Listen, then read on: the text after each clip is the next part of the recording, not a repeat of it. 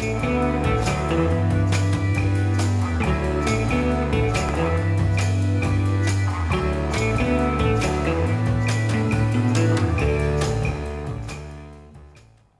and I are flip-flopping down an unmarked trail, searching for Indian Love Call, a ballyhooed South Vermont swimming hole, and I have to remind myself this unlikely adventure was my idea.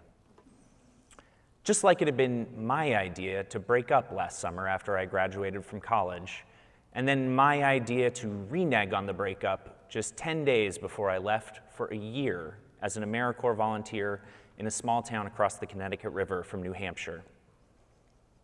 I had showed up at Britt's apartment, ready to plead for a reunion with the pent-up angst of 1,000 reruns of Dawson's Creek. And she simply asked me, "Are you doing this because you want to be with me, or are you just afraid of being lonely?" Long-distance relationships get a bad rap, but I was content with ours. We met in Philly and talked all night in a dim Chinatown restaurant where we felt like the only two people in the world. We met in New York, where we were the only two people in the world, dumb enough to go to Coney Island on New Year's Day just to look at the ocean and eat a black and white cookie. I sent Britt CDs and maple sugar candy. She sent me little cartoons of her dreams and childhood memories. 150 letters went back and forth between us that year, addressed to Pete Luby, master of digging cars out of the snow, and Brittany Smith, Picasso of doodlers. We were trying to make postal workers barf, trying to feel close across the distance, trying to figure out what to do next. Britt got into grad school in California. She quit her job that spring, and she found a summer job that would bring her to Vermont. Now here she was, and to my surprise, living in the same state had not ruined our relationship. Ruin somehow seemed more plausible than fun. I am not a fun person. What I am is a lifelong chicken. My fears of heights, speed, public shirtlessness at the swimming pool ruined plenty of fun growing up. I remember making a new friend in 4th grade, and when I told him I didn't know how to ride a bike and that I never wanted to learn how to ride a bike, it was like I broke his brain. But this summer, I was kind of fun. We spent every night at the Chelsea Royal Diner getting ice cream, or at the movies, or drinking and playing darts at McNeil's. We went to Waterbury to the Ben & Jerry's factory, and Britt looked out at the green rolling hills and the people eating ice cream and said, "I think this is what heaven looks like." But the best thing we did all summer was discover swimming holes. I grew up here, so swimming has always been for me a crappy alternative to staying inside in the air conditioning. Plus, I was terrified after I saw Jaws of the drain at the neighborhood pool. But in Vermont, it's completely different. People swim in gorgeous creeks and freezing springs, sharp rocks in the balls of your feet, clear icy water paralyzing your genitals. It's wonderful in very small doses. The whole year, locals have been telling me to seek out Indian Love Call. It was supposed to be a pristine swimming mecca, bountiful enough to accommodate families, gay nudist sunbathers, and pot-smoking teens, one and all. 20 minutes down the trail, we pass a bald man in his mid-40s wearing only a backpack, tennis shoes, and one hand discreetly over his junk.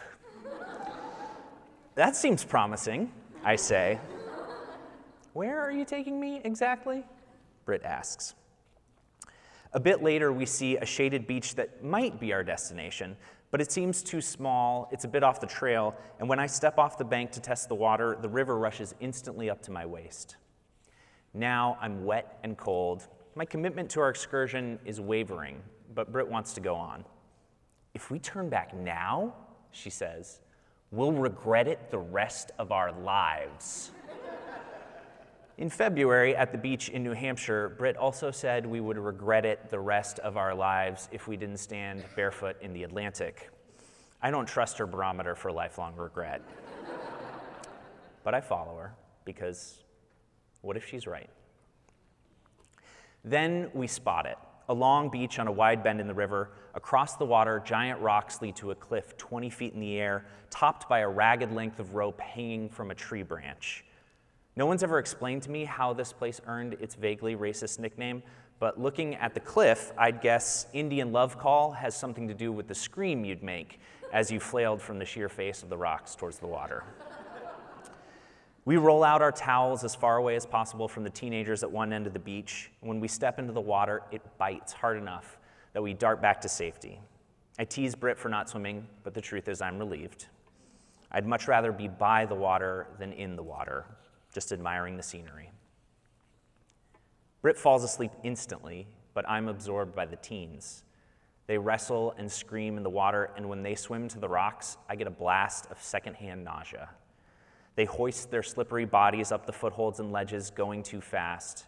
They one-up each other, do tricks off the end of the rope, crash into the water, and bob up.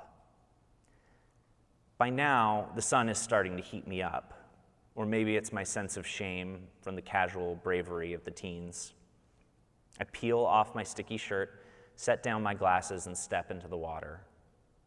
It's bone-chilling, and as I'm trying to catch my breath and will myself forward, I hear footsteps pound behind me. Suddenly, Britt whizzes past and dives headfirst, swimming with no sign of slowing down. I dive in after her, gasping for air, but very quickly we reach her destination, the base of the rock. In the water, I watch Britt's eyes trace the path. Clearly, she means to torture me. She pulls herself out of the water, and I follow.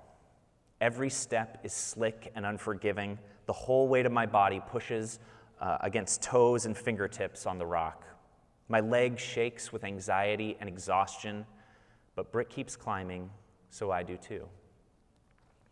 At the top, I have to gracefully pull myself onto my belly, push up from all fours to inch near where she looks out over the edge. Can you reach that? Britt points to the rope. I look at her the way an abandoned dog looks back through the car window as you walk into the store. I'd hoped to somehow avoid this part, but I know that's not an option. This isn't a roller coaster you can step through and wait at the exit. It's a contraption designed with only one way up and one way down. I go up on my tiptoes, hand her the rope. Britt doesn't jump so much as pull her feet off the rock, knees hugging her chest. I see her float in a slow arc over the water until at the very top of the pendulum she lets go. The slow motion snaps. She splashes under the water and disappears. Then she splashes back through, and she's laughing. "It's not so bad," she calls. "You can do it." I don't doubt her, but I know she hasn't seen what I've seen. From up here, I can see 3 months into the future where I've moved to Berkeley without a job or a place to live just to be near her. I can see 3 years where we're married, and yes, she's taught me to ride a bike. I can see this won't be our last great summer, but that the price of our joy is also a commitment to share every bad thing in life that waits to be exacted at an unknown time. Watching her swing out over the rock, suspended in midair, I understand the notion that love makes us hostages to fate. Now I'm here on the cliff. I followed her as far as I can and held my breath while she fell. Whose idea was this, I wonder? Down in the water, Britt yells, "Come on, Pete!" Years later, I'd learned that Indian Love Call is a song, this corny old duet from a musical.